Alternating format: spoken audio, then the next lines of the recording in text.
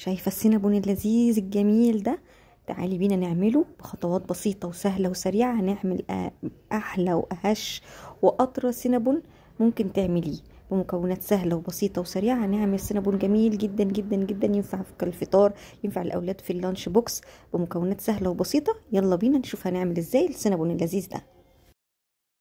أول حاجة حبايبي هنحط كيس خميرة فورية، وهنحط نص كوباية سكر وكوباية لبن، وندوبهم كويس قوي ونسيبهم في مكان دافي كده ربع ساعة. تمام.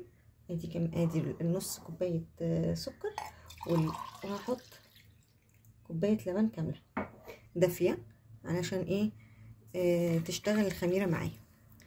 تمام. وحطهم في مكان دافي يعني تشتغل الخميرة، ونبتدي بقى نشوف هنعمل ايه مع بعض.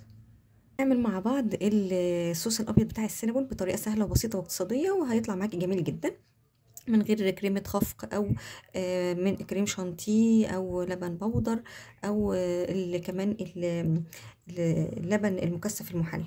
بنص كوبايه لبن مغلي وكوبايه الا ربع سكر بودره، وهناخد قد 4 مثلثات من اي جبنه مثلثات ومكعب زبده.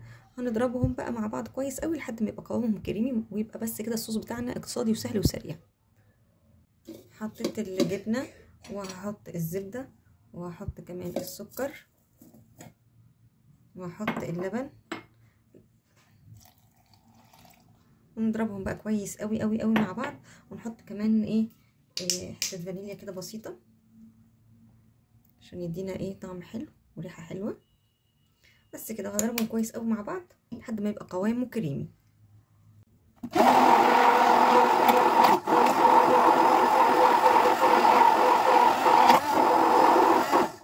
بصوا حبايبي اهو تحفه جميل جدا اهو. هنسيبه برضو في التلاجة علشان برضو يتمسك كده شويه، عشان نقدر بعد كده نحطه على السينابون او اي معجنات حلوه انتي عاملاها. صوص ابيض سهل واقتصادي وسريع وبسيط ومش مش مكلف ومش محتاج مكونات كتير يعني، عشان نقدر نعمل صوص الابيض في البيت او الكريمي في البيت. حبايبي بعد ما الخميره اشتغلت كده واختبرناها، هنزل بعد كده معايا ربع كوبايه زبده، ومعايا بيضتين بدرجه حراره الغرفه.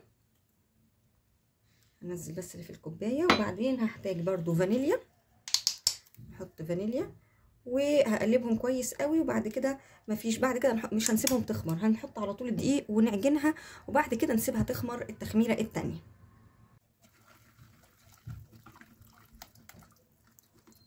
دوبت الخليط كله اتجانس كله مع بعضه. هنحتاج 4 كوبايات دقيق. طبعا مش هننزل بيهم مره واحده، هحط 2 وبعد كده ادوبهم كويس قوي، وبعد كده احط ال2 التانيين.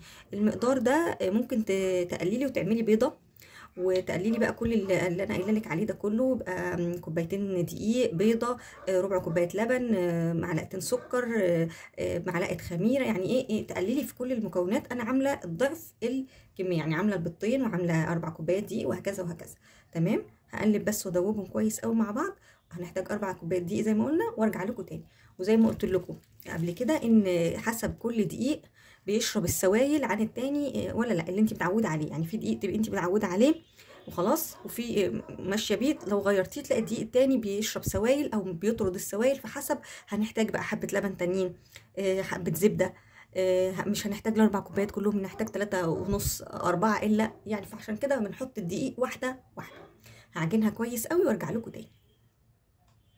حبايبي بعد ما لميت العجينه كويس قوي، هي لازم العجينه تكون طريه، يعني بتلزق حاجه بسيطه بس انك انت لما تحطيها كده في ايديكي تطلع ايدك نظيفه. تمام اهي عجنتها كويس قوي. هسيبها بقى في مكان دافي، في مكان دافي تختمر كده شويه، ونبتدي بقى نقطعها مع بعض.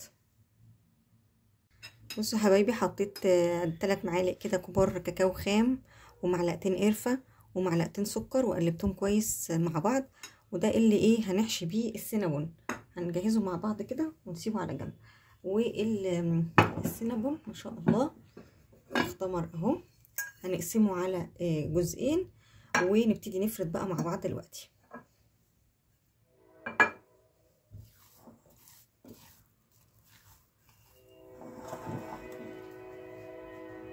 رشيت بس شويه دقيق كده علشان لما احطها ونيجي نفردها ما تلزقش معايا. هنبتدي بقى نفردها كويس.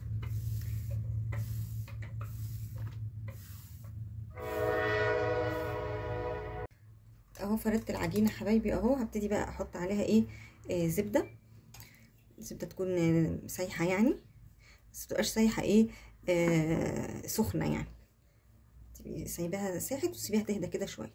وبعد كده هرش بقى الخليط القرفه ده اللي معايا. وفي طريقتين، يا اما نلفها رول، وانا عملته معاكم قبل كده ولفيته رول كده كله، وانا المره دي بقى هقطعه يعني بالطول كده والف كل رول لوحده، يعني كل واحده بالطول كده لوحدها. انا لفيته قبل كده معاكم كذا مره، وعملت السينابون كذا مره معاكم، ان انا ايه لفيت العجينه كلها رول واحد بس. نرش بس القرفه، هوريكم هنعمل ايه. رش قرفه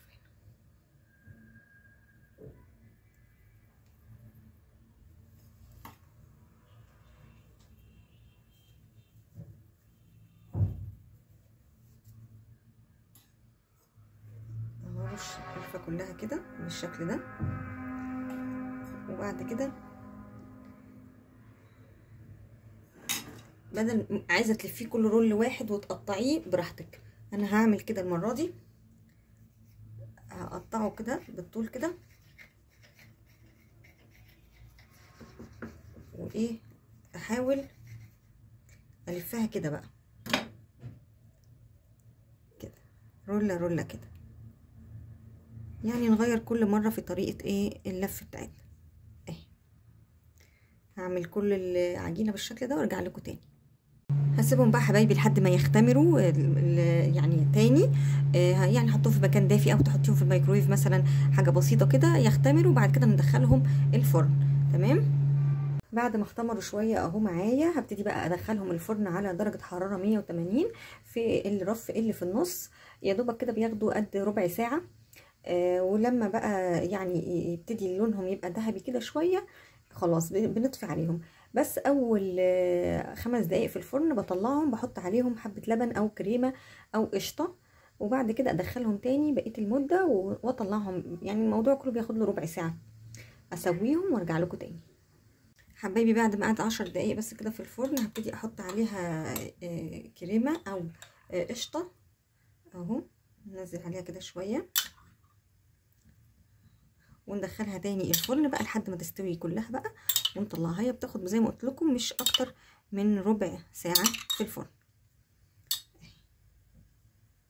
بس كده. وندخلها بقى وتستوي واطلعها حبايبي. بعد ما طلعت وسبتها هديت كده شويه، هنبتدي بقى نحط عليها كلها كده الصوص الابيض زي ما قلت لكم. وبعد كده بالصوصات بقى ايه اللي انتوا عايزينها، فيه كراميل، فيه شوكولات، فيه اي حاجه انت تعمليها ممكن في البيت او تشتريها جاهزه، يعني يعني براحتك، اللي موجود والمتاح استخدميه واشتغلي بيه.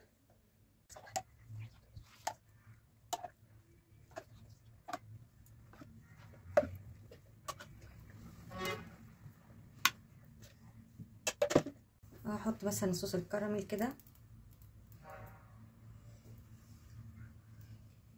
وبعد كده نحط الشوكليت، وزي ما قلت لك المتاح عندك بقى، يعني انت ممكن كمان تعمليها في البيت الصوصات دي، مش لازم تشتريها يعني. بس كده اهو، سهل وبسيط وسريع، وعملنا احلى سينابون في البيت اقتصادي، وكمان مكونات موجوده في كل بيت. عملنا سينابون جميل جدا، ريحته حلوه، ياخدوه الاولاد معاهم في المدرسه، صحي ومفيد وهش جدا. امشي على الطريقه اللي انا عملتها دي بالخطوات بالظبط كده، هيطلع معاكي سينابون هش ولذيذ وطري وجميل جدا جدا جدا. يا ريت لو عجبكم الفيديو يا ريت تضغطوا لايك وتشتركوا في القناه وتفعلوا زر الجرس عشان يوصلكم كل فيديو جديد انزله، وتقولوا لي في رايكم فيه ايه، وتدعموني وتشجعوني انزل لكم فيديوهات تانية كتير كتير كتير. شكرا ليكم وشكرا لمشاهدتكم للفيديو. مع السلامة.